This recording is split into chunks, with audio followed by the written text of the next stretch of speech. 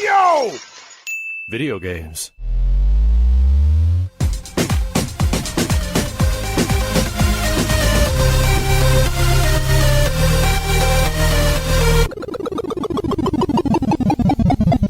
What up, dudes, and welcome back to the YoVideogames podcast. I'm Matt. And I'm Andrew. And once again, thank you to all generous patrons who kept us going for over 400 episodes. Yeah, if you're interested in becoming a patron at any level, please check out patreon.com/YoVideogames podcast. Due to the week is Ultra 64. Coming to your home in 1995. Sorry. I fucking knew you were going to do it too. I didn't know if I wanted to do it. I thought you were going to do like an Ultra. The producer this week is coming to your home in 1995.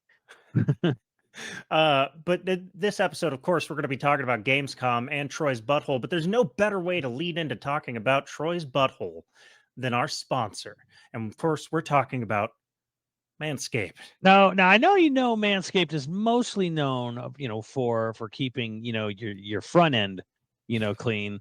But they do have the Ultra Smooth package, which, it comes with, exfoliant and all the other good necessity things in case you want to, kind of trim the hedges all the way around the dark side of the moon. Yeah, you want to clean that butthole up? Right. So they're going to help you. If you somehow if you're going to become a motion capture actor in the future, and your co-partner actor is going to come into the studio, and the first thing he's going to see is your butthole.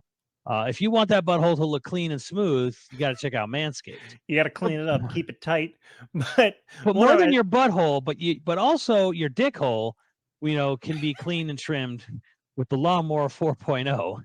Which I got right here. Of course, which is great. It's got a flashlight on and everything. And then if you want to keep your face hole nice and clean, like Andrew has done, you can check out their latest product, the Beard Hedger. Which I also have right here. And there's a lot of things to love about. I mean, we said, for the Lawnmower 4.0, it's got a guide. It's real gentle. You can use it in the shower, and it's got a flashlight. So when you're getting into that butthole, when you're trying to clean up that ass crack hair, this is amazing for it. But for your face, they've got the Beard Hedger Pro, and I love this thing because it's got a dial on it that lets me adjust how long I want my beard to be the guide. And it's heavy duty too, It is heavy duty. You can kind of see just from the size difference between the lawnmower and the Beard Hedger right there. Here, let me hold that up. I mean, don't worry though, because even if you do have some Duck Dynasty dick hair, the Lawnmower 4.0 will definitely still take care of it. It does work wonders. It'll handle the hedge. Okay. If you're interested in checking out either of these products, please head over to manscaped.com. Use our code YoVG, all caps, for 20% off and free shipping worldwide. That's manscaped.com. Our code is YoVG, all caps, for 20% off and free shipping worldwide. Your balls will thank you. So and possibly your butthole. So yeah, this is I'm almost a little gleeful here with this, because this was one of those for the ages press conferences. This is also a perfect example of why they don't do live shows anymore. Oh my god, yeah. Why Nintendo and Sony and even Microsoft have kind of all shifted to Nintendo Directs and pre-recorded digital events now. Ubisoft does it. Everyone's doing it. Actually, I know Ubisoft isn't doing it. I think Ubisoft did do a live show this year, I think. I bet it was much more stringently controlled. But Jeff's carrying the torch, and now we're kind of seeing, the consequences. Consequences, I guess. I don't even hate live shows or whatever, but you aside from the elephant in the room, there is just a general sort of pacing and awkwardness that comes with live presentations. And another one of our patrons, my girlfriend Tattooed Nadia, she pointed out too how they were boom, boom, boom, pushing people on and off stage real quick. They were getting there was no there actually wasn't any weird awkward downtime where you're just kind of waiting for the stage, someone to walk on or off stage. They were doing it really quick. But even with that quickness, you still had these weird moments where dead silence. Okay, well, it's more here's this trailer, and then now we're going to talk to this, and they did it both ways, where it's someone like Ed Boon comes out, he talks about it, and then they show a trailer, and then on to the next thing, or someone throw a trailer, and then it's like, now we're going to talk to the dev after the trailer. But like, there's just here's where I think it gets a little weird and awkward. That when they have these developers come out like on stage and talk about the game in the trailer they're showing, they are not saying anything that interesting at all. Maybe a little bit of clarification, but it's usually like, hey, this is new game, in which game you will play as, so and so, badass, warrior dude, who's gonna take his homeland back or whatever. And it's like, Right. yeah, I could have got all that from a trailer or easily from the YouTube, the trailer description in YouTube. Like, they're not really saying anything usually that interesting. So it's kind of like this weird, like they're kind of just being paraded out so that they can like set up for the next whatever trailer or event or whatever. So two things to that point. One, when you have a live event like that, like it's not fair to compare it to it because it's the Oscars, but like say you have the Oscars compared to Gamescom, um, there are really, really, really talented live event directors where they direct the cameras, but they also just direct the whole event. And those events are really, really, really well rehearsed, usually for like a couple weeks up to the show. And then they rehearse through all the timing and everything running through. They do dry events, and sometimes they'll even film segue stuff where they know it's a dry, like a lag point, so that during the live event they can cut to a live segment, but it's pre-recorded. The other thing to remember is that, like, again, events like the Oscars are like really well done live events where they're gonna interview artists or the filmmakers, where those people hire writers, like professional comedic or speech writers, to like make them, to prepare them, to like school them in what to say. They go to fucking charisma school, a lot of them sometimes, to like learn how to be more comfortable. It doesn't go for everybody, right? I mean, later on, Zack Snyder is also super awkward and maybe pie. Almost definitely, right? He seemed it. I don't want to say it for sure, but he definitely like came off that way. Or maybe he just like had a couple drinks to feel more comfortable in front of a big crowd. Yeah, I don't know. I'm not criticizing. I'm just saying like it was clear he wasn't, feeling great up there. But like when you have speechwriters for those events, one, in a lot of those live events that do really well, they're professional actors and professional hosts involved. Gamescom is sort of different. Any gaming event, one, I don't think there's any dev that has a lot of time being in front of crowds or faces, or cameras and stuff, director, executive, otherwise. And I think that comes down to two things. We've talked about it before. One, most people that get into games don't get into games with the intention to make it their face that is famous. Yeah. Right? They're behind the scenes by nature. Two, game companies for the longest time, publishers specifically, didn't want that rock star effect. They didn't want auteur game directors. They didn't want auteur game developers or game developers to get recognizable. They don't want you to think about game developers because then game developers will be able to ask for more money. Mm-hmm. Right? Having years and years where the entire industry does everything it can, Konami being a perfect example, to prevent that. And then now it's like Keeley's like, we should make games more like movies, in the sense that games should be a prestige art. One, it makes more money than the film industry, but two, it's I think it's the highest earning like art or creative entertainment. Like media. Yeah, like entertainment, I guess it's the highest earning of the entertainment. Usually when they say entertainment, they're talking about music and movies and stuff like that. Yeah. I'm going to lump games into entertainment. It is the highest earning segment of the entertainment industry. And I think now like Keeley's trying to do something that I do agree with. Trying to highlight those artists, those developers, but in gaming, more so than it's the closest thing you could look at is maybe like filmmaking, where it takes thousands of people to get a game to market, the same way that it takes thousands of people to get a movie to market. Just to make the thing on both ends, it takes hundreds of people. that's one reason why movies highlight the director so much, because they Mhm. are the creative lead, they're the voice of the movie. But doing that with a game, there's like 3 people or 4 people that are all equally weighted creative leads in games, from my understanding. You know, you have like the story director, the lead, art director, Yeah. you have the actual overall game director, and you have the performance director. Is kind of my like generalized understanding of it, and all of those people are kind of equally weighted in how the game overall turns out. Not to mention that you usually have some head of production for the game, some higher up executive who came from game development and is overseeing the project, Yeah. your Miyamoto or whatever. I don't I don't know how you get uh you get to the point where like you can have those charismatic game developers get stage time. I'll be honest with you too. Like, they don't We even work. They don't even always work in pre-recorded stuff either. Honestly, a lot of times No, look at it kind of Nintendo does. Directs. Look at how awkward even, some of the Nintendo guys are, and they're They really are, because like Iwata was good at this. yeah, Like he had presentation and charisma, and Reggie had presentation and charisma, and one's dead and one's retired now. right. And that actually kind of hurts, because like you can feel like the people who are stepping in now kind of really trying, but they're clearly not public speakers necessarily.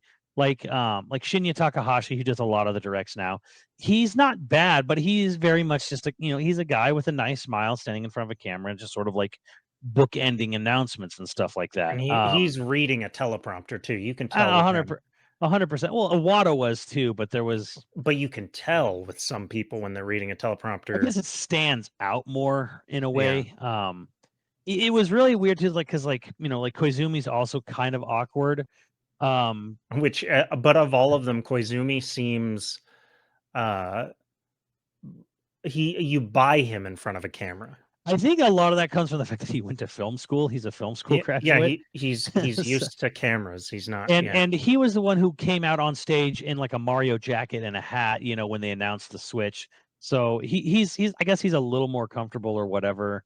But yeah, like there's there's an undeniable hole in the directs, with Iwata's passing and Reggie's retirement. Um, and I think that just kind of like really does. It's kind of like it's never really the same. And like Sony doesn't even put a person in front of a camera. They just have like this one chick who's just kind of like, thanks for watching, and here's a look at this, and now here we are, And so it'll cut to a pre-recorded thing of Jim Ryan being weird and yeah, dead eye. Jim Ryan being weird. Yeah, exactly. He So I look, I don't know that everybody, to put it into perspective, um I had grown up around the entertainment industry and knew a lot of actors growing up, and like mhm. had been around it, had done like acting classes, stuff like that. The whole reason I did streaming was because I felt terribly uncomfortable in front of a camera. Like Mm, I wanted to stop feeling like I constantly had to worry about the camera. And that's why I started streaming when I had started streaming. And it took at least a year of streaming before I felt anywhere yeah. near sort of just casual in front of a camera. Yeah, Um, to throw a little bit of shit, like I'll say something nice and I'll say something good. I'll always appreciate Jeff for calling Konami out, but I will say that Jeff still has a weird sort of combination of like nerdish awkwardness and used car salesman a bit. He's Um, he's very clearly he's gone to like hosting classes. mhm, Because so for those that don't know, hosting is its own discipline in acting.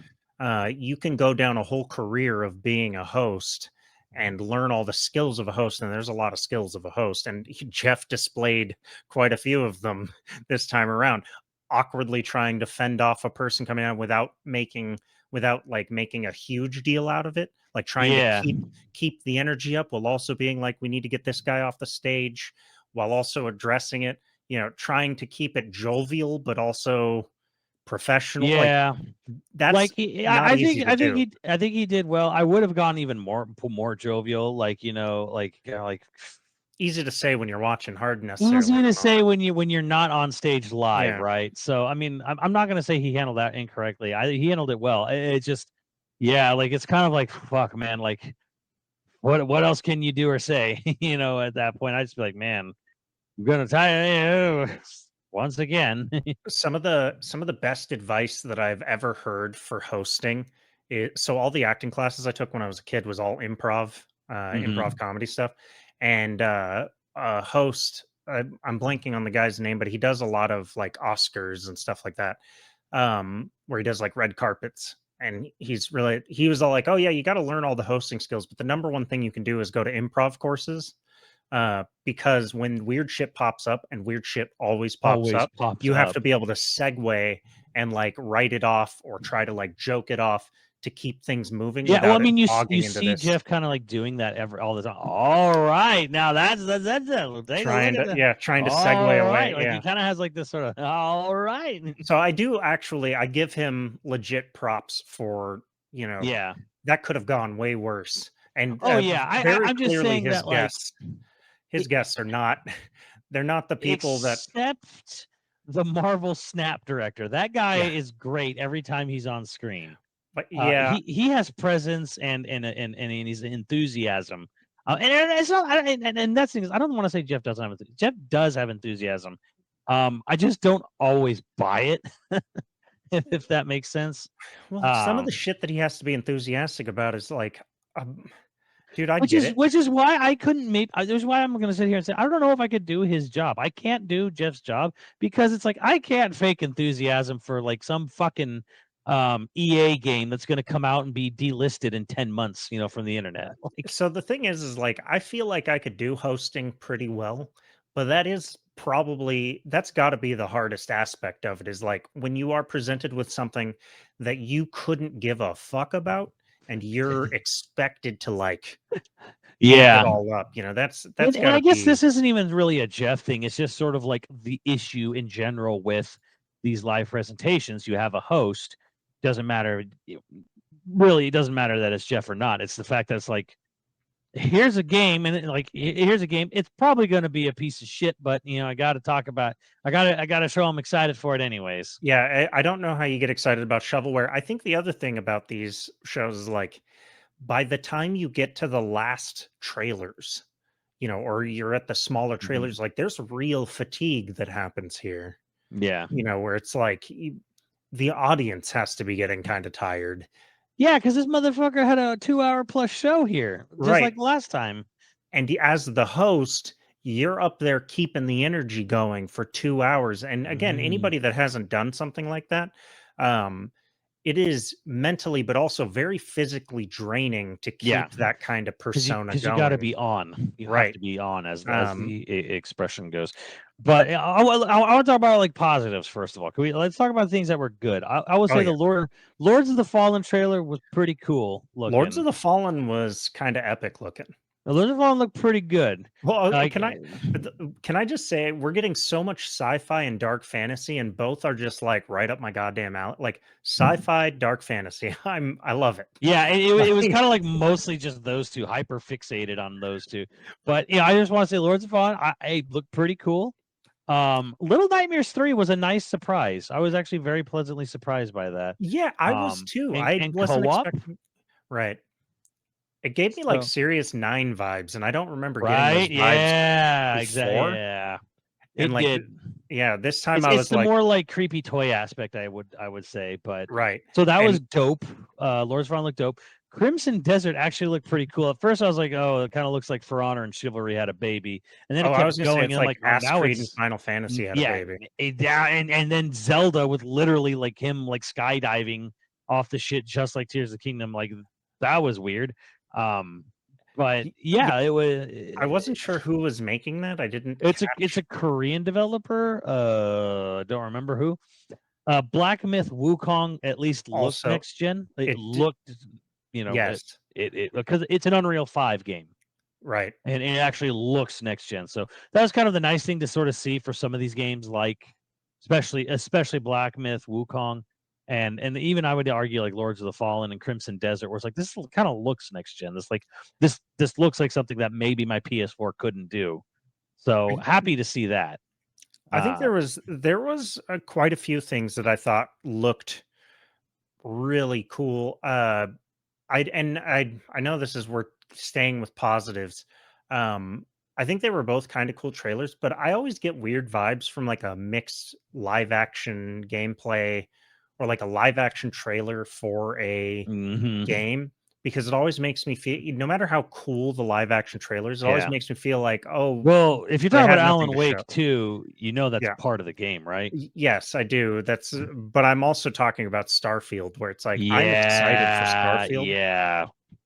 and so doing That like a was live action trailer, that was weird. And then like that highly produced CG aspects of the trailer, which you know the game doesn't fucking look like that. right?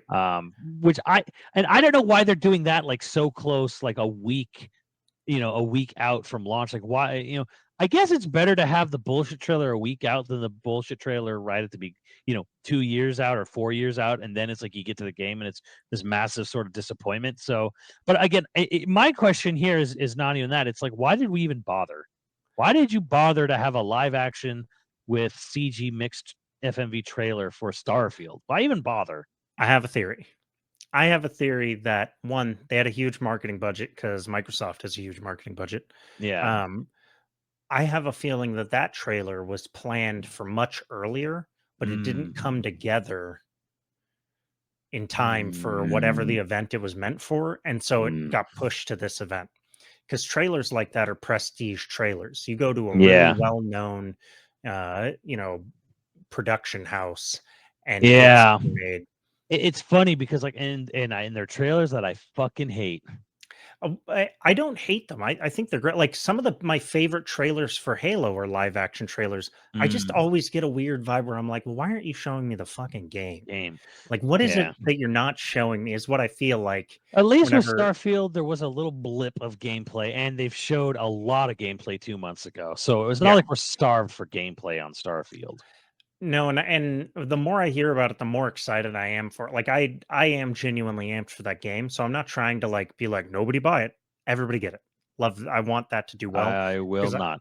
I want. Well, you're gonna get it on Game Pass, dude. I'm going to stream it on Game Pass, Yeah, you're gonna play it on Game Pass. which means they won. Yeah. But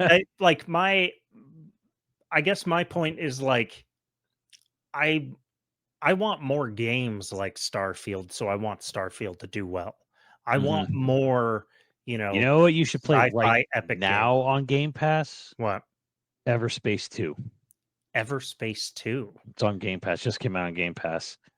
It's It's gonna an get me that. RPG. It's an RPG, but your character is your spaceship, and you fly to different points in space. Huh. Imagine if Rogue Squadron was an open-ended RPG. Okay. Right? So that's how it works. Like you go to places in space, there's side quests, distress calls or abandon things, and like you do stuff, and then like you'll randomly have raiders come in and you get in dogfights, kill them, get experience, fully customize your ship. You literally That like is kind of kinda how you badass, want to yeah. build it and want you have like a base and a hideout, and there's like a story that's involved with that.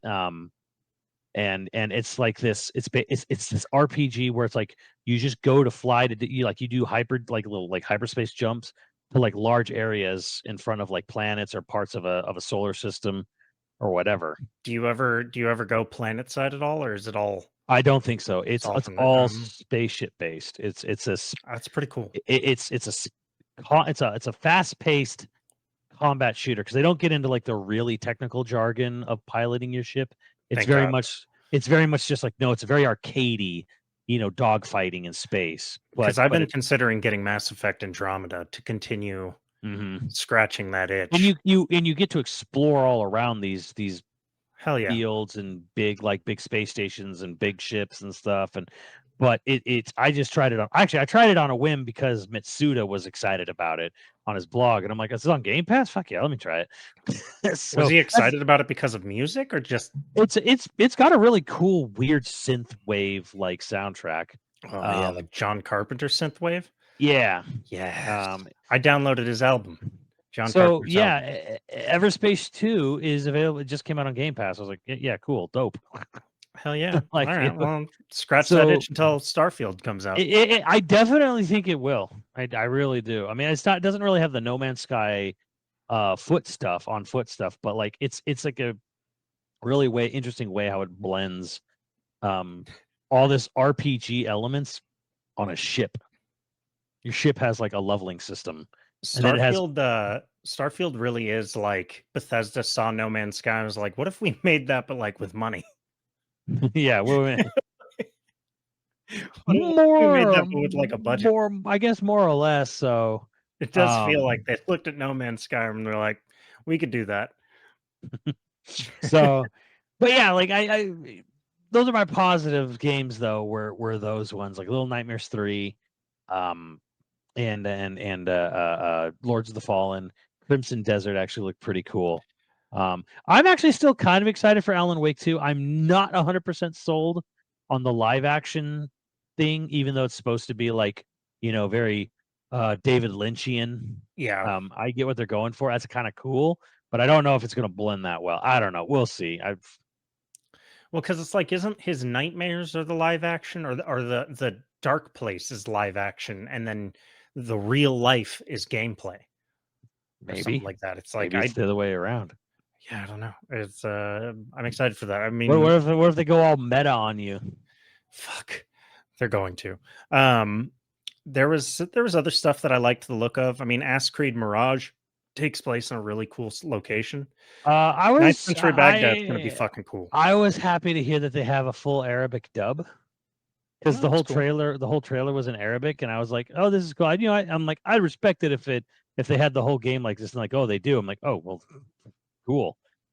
I do think that's cool. I don't need it. Like, I speak English. I do so- like the whole. I do like the whole like we're going in like hard. We're gonna like it's going to be, if you want that, because Ghost of Tsushima was the same way. Even though it didn't even Right. have lip syncing, I still played it in Japanese, and that's kind of how it is. If it's a game is made in Japan, I will play it in English. If a game is made in America, but it's about Japanese history, I will play it in Japanese. So made in America, play in Japanese. Made in Japan, play in English. Basically, no consistency. I was gonna say that doesn't make sense to me. No, it doesn't. It I'll doesn't. allow it. It doesn't. It's not supposed to. Did you see that Quantic Dreams got a new game coming out for everybody that They had that? two actually. They had two. I think it's from their publishing branch. Yeah, it's Dustborn, and what was the other one? That really weird car. Oh, no, maybe that was one. No.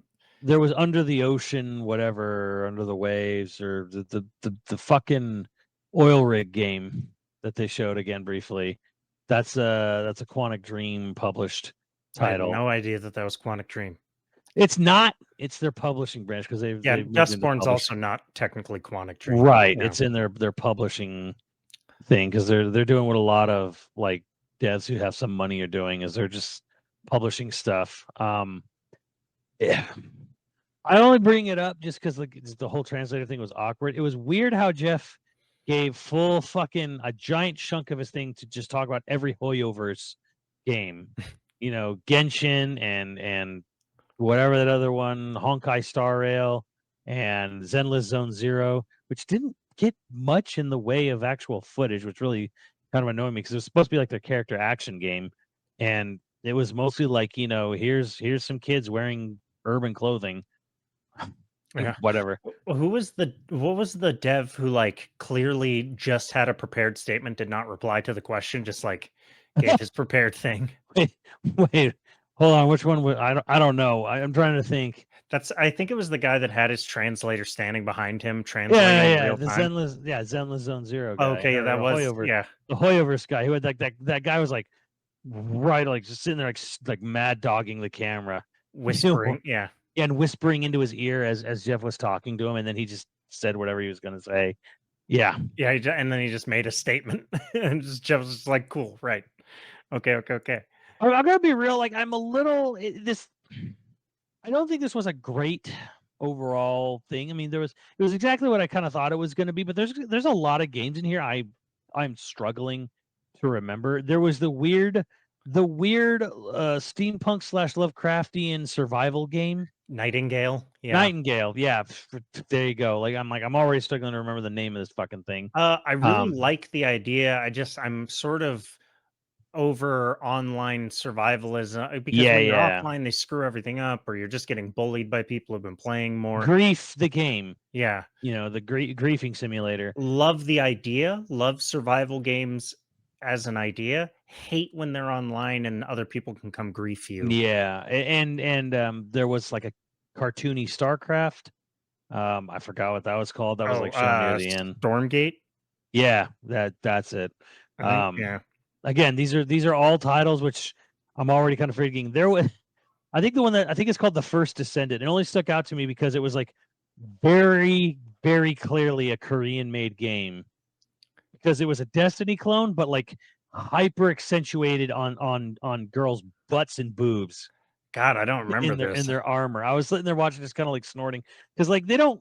Everyone's kind of moved beyond that, right? But like Korea's like, oh hell no! Like it's still the year 2000. Dead or alive, bitches. Like, wait, who has moved beyond boobs and butt? Who isn't a fan of boobs and butts? I mean, if you really think about it, like everyone, like Everyone Mass loves that Effect shit. in like the remake for Mass Effect, like they really toned down the Miranda ass, oogling stuff. Like you just don't see it. Like you look at something like Returnal, you look at like a lot of just any of these sci-fi games.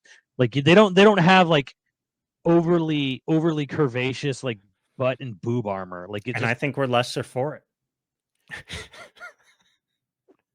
Here's the thing. Art has suffered. I'm gonna be real with you. If you want that, sure. But if you're only like, here's this big serious like looter shooter game, all the guys have all like this bulky cool armor. Every girl has just like like skin tight latex. It kind of just feels Two like pieces of chainmail strategically placed over their nipples. So it just feels almost like patronizing, or just it kind of feels like I'm trying to sell you my game because I don't believe in the rest of my game, kind of thing, almost, or just kind of like I am definitely just trying to get a 21-year-old male to buy into my product. I don't care, and like I don't really give a shit about anything else. Like I don't know, like science as to why it feels a little boys clubhouse ish still. So here's a tiny bit of science for anybody who's going to go into marketing. It takes one single input to get the male brain aroused. It takes 6 inputs to achieve the same amount of arousal in a woman that one input gets from a man. That's why, like, are you saying we're simple? In this aspect, absolutely. Absolutely. So when you see a billboard that has one body part, a butt, whatever they're selling is being sold to a man. If they bring it down to one single input trying to sell with sex, it's almost definitely being targeted towards a man. If you see something that's trying to like have multiple different inputs, very reasonable that it's trying to sell to both, because they're not going to cut men out from selling whatever the product is based sexually. There's also another little scientific thing, if you want to know. The male brain, when aroused, mentally and physically, that arousal is the same, right? So arousal, not just sexually, but like arousing you, like getting you invested, right? Mm-hmm. So a woman can have a physical and mental arousal that is separate, meaning that she can be physically aroused but not mentally interested at all, or she can be mentally aroused and not physically aroused at all, making her much more complicated to sell to. So when you're like, oh, why are the women's outfits skimpy as hell? Oh, they've already decided that I'm boys not questioning why, targeting. Andrew. Like, don't misunderstand. I am not quite. There's no why here at all. It's just one input that they got to do. It's just the general like culture of of the developer selling it. I'm just here to point it out. Like at this point in time, it used to be commonplace in the 2000s. This was every fucking video game. Now, when a Korean developer comes around and like, I have a spacesuit, but it's got bunny ears and boob armor and like, like really tight ass squeeze on the chicks. Now it stands out. Well, because Now it's probably in like, Korea, okay, there's not a here maybe we in, go again. All right. Like for now, I roll my eyes. But I had a thought because before that game, there was an Ubisoft game called Motorfest or whatever the fuck it was. Looked like their version of Horizon, right? yeah. And I had a thought, well, like because they showed like the start of a race, right? And all the cars like taking off and shit. And I'm like, they don't have flag girls anymore. How fucking awesome would it be if like 4 fucking people came out and it was like 2 flag chicks and 2 fucking like Magic Mike dudes came out with flags and we're just like boom, like wave the start of the race. We're like, you can't complain. You can't complain that like it's being sexist. Somebody 'Cause, will like, complain. well, fuck them. But you can't go. But just how kind of awesome would it be if it's like, hey, we want to bring like these like cheesecakey flag things back. We're also going to bring back a bunch of like bunch of dudes, oiled up, dehydrated, speedos out there. What do they even? What is the official term for that? Like ring girls and flag girls, or ring boys? Do they have ring boys? I Like don't know, what? but I mean, Outrun 2 had a big chonky lumberjack dude. Hell yeah! And if you did this Easter egg in Outrun 2, if you didn't go when he waved, to start the game, he would stand there. He'd do all these different animations of like trying to get you to go, and then he would just basically he would start spinning and he would break dance into Michael Jackson moonwalking.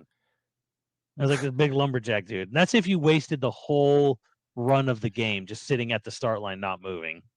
I mean, So I'm that's like, that's dope. Like, shit like that. I'm just saying, like, bring that in to like this weird motor game because I don't know. I actually don't know because I never played racing games because fuck racing games if I can't kill someone. Um, if I can't kill someone. if I can't run someone off the fucking run, blow their car up, I don't care. What about all the people that are all like, "What's the point of having a racing game if there's no flag girls?"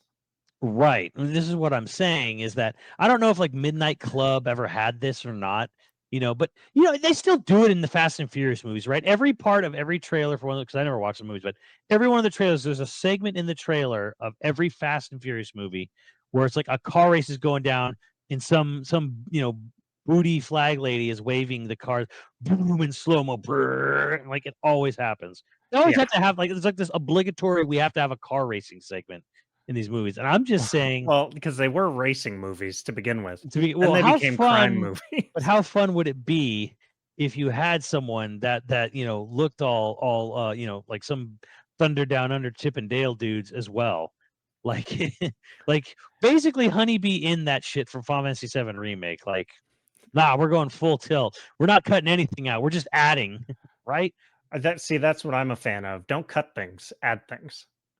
Even if you got to put a toggle, you you want flag girls or flag boys, you can toggle between them. You want all that shit like a salad, like a bouquet of sex appeal. Throw it in there. I don't give a Yeah, fuck. like like the cast of the Brendan Fraser Mummy movie. Yes, a bisexual bouquet. Exactly. I remember a long time ago, I got fucking like from the chat and Max's like people were mad when I suggested, hey, they should bring Dead or Alive Volleyball because they had part 3 come out in Japan and it didn't come out here because they're like, yeah, this is a bad poor taste. And I'm like, well, why don't you just add a mode where like you go to Guy Island, right? Like, why not? And they'll be like, no, I don't want that. I don't even want that to exist. I'm like, you don't want what? Like, I was just like so fucking taken aback that people were just angry at the thought of like, well, what if there was a guy version? Well, it's like the people now who are all like, sex shouldn't be in movies. It's like, go fuck yourself. Like, what are you talking about? Sex is a part of life. Well, you know what, Andrew? They Sex is the won't. point of life. Those people won't, Andrew, They because won't go fuck themselves. they, Like viral TikTok where ladies are like, yeah, and my husband, he just doesn't look at the screen. He just puts his face in my shoulder. Your husband's weak. Okay. You went and saw Oppenheimer and he had to look away from Florence Pugh, objectively one of the prettiest people in the world, naked. He's weak. If that's all that's standing between him and moral well, depravity. that movie was just straight up awkward, and it was supposed to be. It was supposed to be an awkward scene. It was not done in any sort of like tantalizing way. It was like, this is awkward. Uh, It, it's there was definitely there was a great meme of like some kid running away in terror, and there's like this orangutan on a tricycle, like chasing behind her, and it's just like taking my family to see Oppenheimer. Three unedited sex scenes. I I just sort of like people who don't want there to be sex in their movies.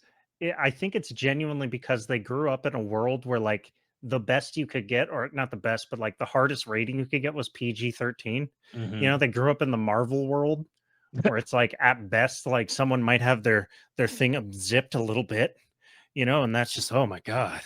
It's like, man, you didn't grow up in the 90s. Well, In the I'll say 90s, this there's for titties and all sorts of shit. You didn't right, and the thing is, I'm not really necessarily missing that entirely because again, there's a whole market. We did one of our earliest episodes, a whole market for this shit. But for me, it's kind of like, does this add anything to the game? Does it fit the game? Does it fit the design, the narrative, or whatever? And a lot of people just go like, "Oh, who fucking cares? Shut up."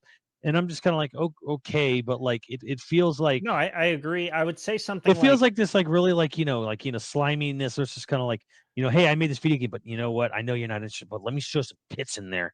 Yeah, now you're interested. Now you want to play it, right? Yeah, that's what you needed. You needed some ass. That's what you needed. Now you like my game. And it's like, and I look them right in their eye and I say, yeah, yeah, I do. I like it more now. well, there's definitely games out there where that's like the only fucking selling. Like the only thing you have is this. Conversely, I think that there's games that suffer from, because they don't include nudity, they don't have that kind of gratuitousness to it. For instance, Cyberpunk, where it's like the cyberpunk world is supposed to be a world where physical bodies don't mean anything anymore. They're literally cheap. Mhm. So like nudity and I sexuality thought is they were gonna have that in the game. Did they just not? I my understanding is that they hinted at that kind of stuff and then cut all Mhm. of that shit out. I wonder if There's that was like a advertising and stuff like that, and there's nudity, but like yeah. you can't do that to your body and all that shit. Well, I have to wonder if maybe that was a ESRB thing, right? Because none of the console publishers will allow an AO rated game, period. Sure. So then it's like, okay, so the PC version we could do it, but then we're basically creating content and doing work for something that a fraction of the audience will ever see. Some fraction of Right, it, and some percentage of it. it's not my point isn't to say that like cyberpunk is weak for not having nudity or something like that. My point is that there are genres where nudity is it's an important factor to the genre. Yeah. Cyberpunk being one of them. Cyberpunk you would have thought would have been kind of that game to really tackle transhumanism. And hey, like since we're here, we're talking about it, like they showed Phantom Liberty, the big DLC campaign for Cyberpunk. Yep. And I gotta say, like I think it's a trailer thing, but like because I'm just watching a highly produced trailer for the game, but it falls into that sort of like, wow, cool future tech. It's an old Right. image of like Cyberpunk is all about like the runaway capitalism, corporate greed, transhumanism, existentialism, all this shit. And then what most people and then that's what and that goes over the heads of most people who look at Cyberpunk and go, wow, cool future tech. Well, And I that's kind of what the trailer, because it's a trailer, and it's like, yeah, this just feels like cool cyber tech. I can put chainsaws on my arms and go brrr, and cyber like cut people's heads off. Yeah. originally Cyberpunk was promising that, and they fooled me once. And as George W. Bush said, you don't fool me twice. No, Okay. he said that's not what he said. He said, fool me once, shame on you. Fool me twice, you don't fool me twice. You're not gonna fool me again. that's That how it quote feels is with so Cyberpunk. fucking old. That's like a 20-year-old quote now. I know. But I saw it on Twitter today because And this came up, and I think he might be a patron. Darth Proto Man. He brought up a really interesting question where he was talking about this Cyberpunk in particular. Is like, at what point do you forgive them? Do you ever give a second chance to a game after they completely failed on their promise, but then they fixed it? No Man's yeah, Sky, Cyberpunk are kind of like good yes, examples of I this. do think you should. Hmm. Um one, getting anything like this made at all, even from a big name studio, is extraordinarily hard. Mhm. There's no framework or like step-by-step process to making something good. Mm. Literally every time something good comes out, it is a miracle. One, because so many people are having to be pushed in that direction, in one singular direction to make something at all. So the fact Yeah. that any kind of art form, and I say the same thing about films, where it's like it, giving them a second chance, like if they genuinely sat down and tried to fix the things that went wrong with Mhm. it, I think you absolutely should, just from the fact that like it's so difficult to make that thing. And granted, Yeah. it helps if they don't try to charge you for fixing the I'll mistake. say this: if you bought the game digitally and then it was a piece of shit, and then you deleted the game, and then years later they're like, "Hey, it's fixed," and you re-download it, cool, because then you don't pay anything. If it's a thing where you bought a game physically, was a Mhm. piece of shit, you returned it or sold it, you don't have access to the game. You can't just re-download it. I don't blame someone for not giving the game a second chance because Right. they're like, Yeah, "Oh, it's well, we different. fixed it." And I'm like, "Well, you know what? Fuck you." Like No, right. straight for like first of all, like Cyberpunk should never have fucking released when it did. And the same way Pokemon Scarlet and Violet should never have fucking released, when they did. And I don't think they deserve any more money from you. Like if you're just like, well, you bought it physically, and I sold it or returned it, immediately. Um, especially if like, like I don't just you don't deserve me putting any more extra money into your product, period. You sold me a bill of fake goods. If I can play that game without spending money, great again, but I don't begrudge anyone for basically saying no if I have to rebuy the Right. title. Yeah, no, I mean, if you have to rebuy it, that's going to be hard, especially if there's not a sale for it or something. But Yeah. in terms of giving giving CDPR another uh you know another chance on their next game, like I'm not saying like, Yeah, oh, and I write them think off forever. and I think that's a very different conversation too, Right. where and it's still a good and it's actually still an excellent question of like because CD Projekt Red was going obviously they're gonna go back to The Witcher well. So let's just pretend Witcher 4 is their next game, whatever, right? Um, do you not buy Witcher 4 because of how Cyberpunk turned out? Or do you basically give them benefit of the doubt and say, you know what, hey, you fucked up, but we're gonna give you a gimme. And I say, like, especially if they've earned your trust once and then lost it, like for a game publisher, it's kind of like, okay, they can make a good game. They did make a good game. Right. So it's like maybe maybe there was a fluke. Maybe shit does happen. So I think it's perfectly okay and I think it's healthy to give a company a second chance from a on another game, where it's like, okay, this game didn't hit right, and there's a Well, million reasons why that could happen. uh, I don't think you should write off a game studio immediately on the next project they make or the next game they release. But right. I mean, like the more you learn about development in general or yeah. creating anything, but development in general in this instance, I think the less harsh of a critic you are. Yeah, I don't think you should. Because I don't because like my stance is you should never write off a company completely from game to game. But right. I can understand if it's like you got a game, it's fucking busted, and then you got rid of the game, and then they're like, well, we fixed it. Will you buy it again? No, I'm not going to buy that game again. Yeah. Uh, you know, Yeah, I'm not doing it twice. You don't fool me again. Um, which I is really weird because Lords of the Fallen is technically a remake of Lords of the Fallen. it's a remake? Yeah, there was a Lords of the Fallen that came out some years ago and they basically just redoing it again. It's the most bizarre fucking thing ever, right? Hmm. Two things that we should talk about since we're getting into the final minutes of the episode. One, MK1 looks so fun. Right? Like it really does, to the point where I was like, "Oh, this sort of jazzes me up to make Assist Me episodes again." Where I Mhm. almost like I saw the characters and stuff and like the setups, and I was a little bit like, "Oh, we could have like a lot of fun here Mm. doing that." And it's been a while since any fighting game has made me feel like Mhm. we could go back to that and do it It's again. funny to see like Motaro, and I'm obviously there's a reason why is an assist only, because he's a big centaur, Yeah. and they never tried even attempted to bring this character back. after MK3 because it's a big fucking centaur. They had him in had it in Armageddon, but he was like bipedal, like he wasn't like a big giant horseman. He was more like a minotaur. Yeah, so yeah. So I think it's kind of cool to see them bringing such a wacky character design back, as an assist jump in is great because that's great. You don't have to worry about, oh, well, what is the hitbox on this piece of shit? It doesn't matter. It's just an assist character that jumps in and out. When he ducks, does he lay down like a horse or does he just like move his body? Like, I don't, there's questions, is what we're getting at. But yeah, it was a good trailer. The Rulers of Outworld trailer, General Shao, no longer a Khan, just General Shao. I don't remember. I don't know. Mortal Kombat fans are fucking on some shit lately, but like, I don't remember Shao Kahn having horns sticking out of his head naturally, but maybe he did. Yeah, I got a little confused if that was the same guy later on without the helmet. Yeah, So yeah, I mean, it could be a reinvention.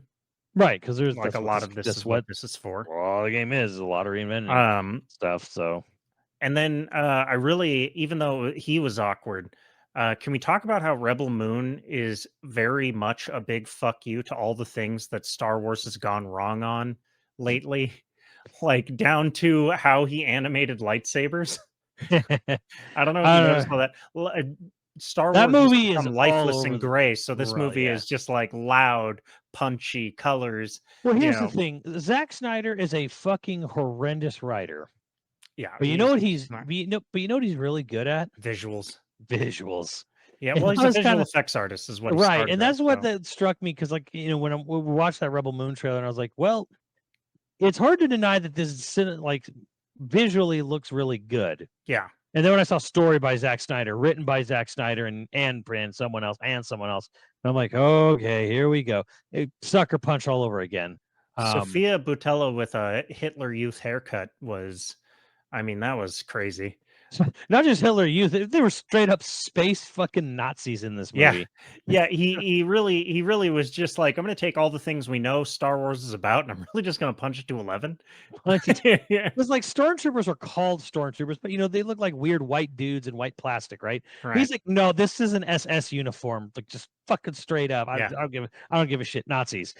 Like, and then he's making is like this weird like sci-fi amalgamation of the swastika flag. And then he's like, my Jedi, we're definitely gonna have a whole thing about how they're child soldiers.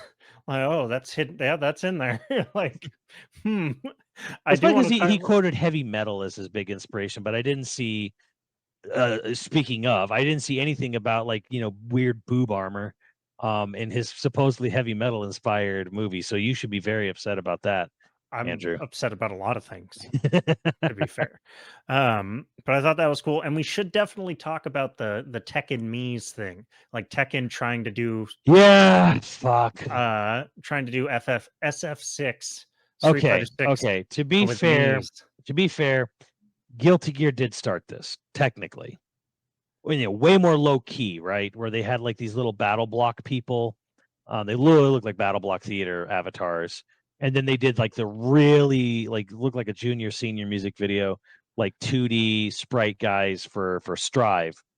So they started the whole lobby system of going to a little arcade and little DDD, like really, really basic little things. And then Street Fighter 6 was like, here's full access to the RE engine. You go fucking wild, right? Too much power, some would say. And then Tekken 8 is now completely in the middle of Guilty Gear's super low detail.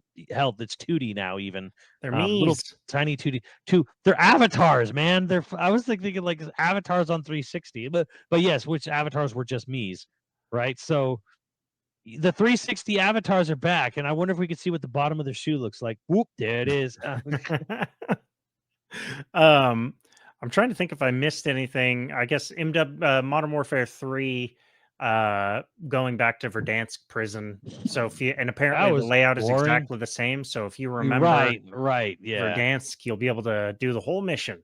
Well, I was sitting there like, is this the Gulag mission from 2 where you're rescuing Price? I mean, I think it is.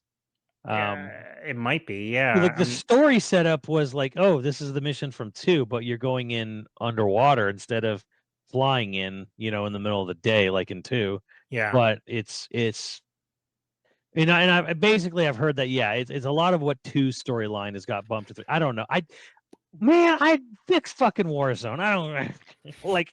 I can't care anymore about this shit. I want Warzone fixed. God damn it. They're never gonna do it. Hey, well, they're gonna close the deal in October now. With that weird concession for Europe to get rid of cloud gaming in cloud Europe. gaming will be done via Ubisoft Plus instead of Microsoft, because the CMA apparently is a bunch of really, really fucking old people who have no idea how technology works. Well, and they want a European company to benefit. Right, which is why I was like, Ubisoft Plus. I'm like, is this because they're in Europe? Yeah. This is why, like, hey, we'll let Europe. You're concerned that we're going to buy Activision and have a cloud gaming monopoly. So, which really wasn't anything at all of why Microsoft wanted to buy Activision Blizzard. They wanted King. So they're like, fine. So much of European company can. So much of European economics can be classified as Europeans doing everything they can to not compete with American companies. It's all. They just don't want to. They will do everything. They'll set up every line and literally any other company in the world, but American companies they don't want to compete with because they'll lose. Well, maybe. I don't know. I'm not going to say it. I am going to say it. I'm going to say it from logistics. There's a lot of people in America. A lot. They're dumb. They're easy. They're easy to manipulate, and European countries fluctuate greatly between their per capita GDP or just how much spending money they have between countries or whatever. Where it's like a huge swath of Europe maybe doesn't have the spending money of someone living in UK or France or Spain, or right. Versus America, again, we definitely have very poor segments of America, but again, we're dumb. So how dare you? People will live in a shack in a swamp and still buy your expensive product because status, and then bitch about it in a music video or something. I don't know. Oh yeah, did you see Killing Floor 3? I did. I thought it was Doom at first. I was like, this looks like Doom. That's what I was going to say. I was like, Doom? It's like, but it wasn't Doom. It was Killing Floor 3.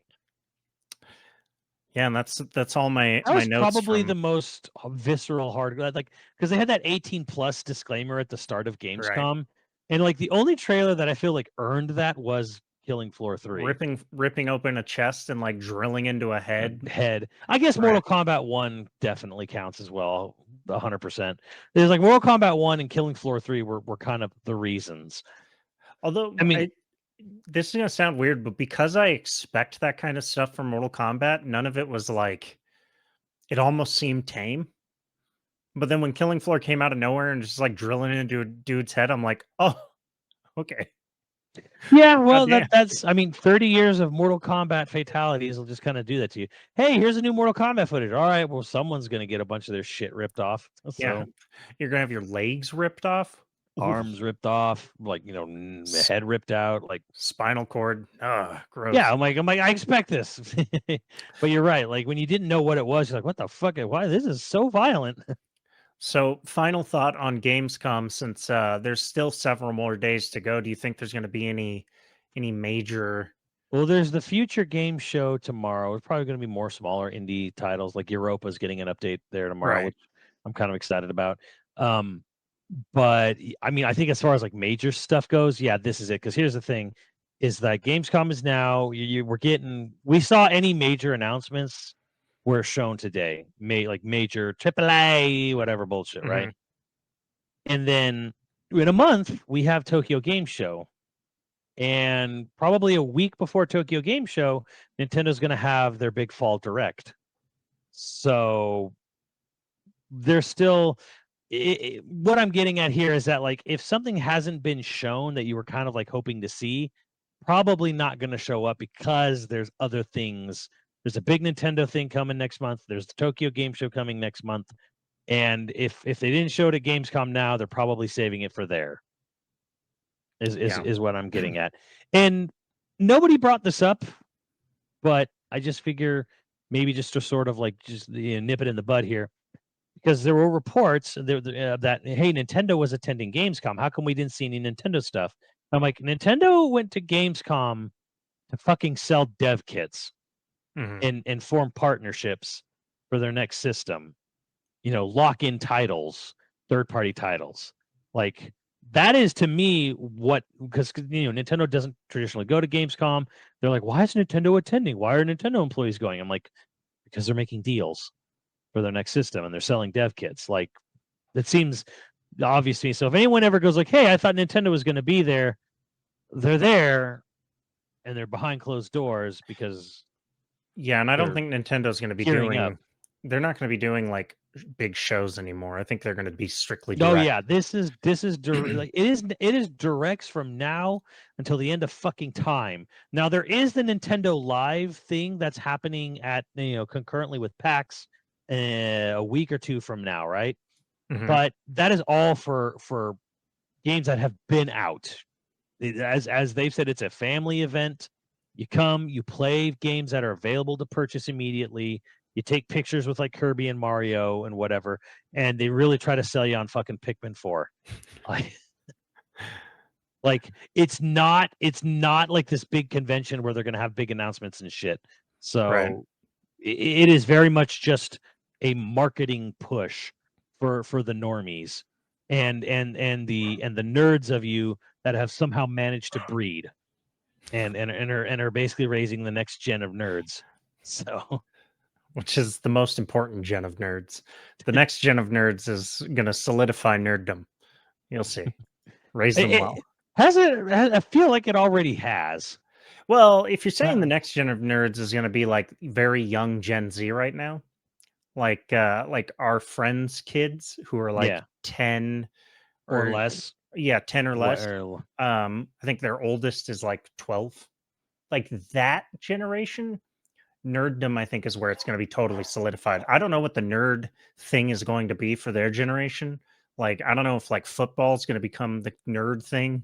Like everybody's playing Fortnite and physical sports is the nerd thing. Physical sports is on its way out. I'm thoroughly convinced. Which is too bad. You learn a lot of things in physical sports, but yeah, you also get touched a lot of ways you don't want to, especially in a was it Ohio or Ohio's had some problems. or Penn State, so yeah. I mean, here's the thing. I'm going to go on this rant. Like, sports is dumb because the amount of people that have had permanent, temporary damage or death while playing a fucking contact sport, aka American football, versus the amount of people who died playing a video game, very, very large difference. And most of the people who died playing video games are people who just sat in internet cafes somewhere in Asia for too long and just keeled over and died. Pretty much almost non-existent. Someone died playing a video game, out here. So esports leagues, they don't have to worry about, can this guy take one more concussion? So, no, for me, no sad loss. I love the strategy of American football, but like, let's be real here. This making kids play tackle football, especially when they're like 10, it's kind of fucking dumb. I mean, rugby is so much more violent, and yet American football is always the one that gets the shit. Well, it's because I have knowledge of it, where it's like, like people bump their heads and fucking get concussions and shit here. So, on that note, we have patrons to thank. I hope none of you are really big football fans. Just saying.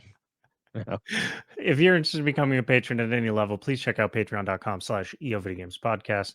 Dude of the week was Ultra64. Thank you, Ultra64. And our producers for this episode are Mutton Chops Johnson, The Pink Hammer, The Schmidt One, Screwnomi, Kuroi35, Hyperviper89, Ziggy Z, and Online Persona. Thank you, dudes, and we'll catch you next time. Later, dudes.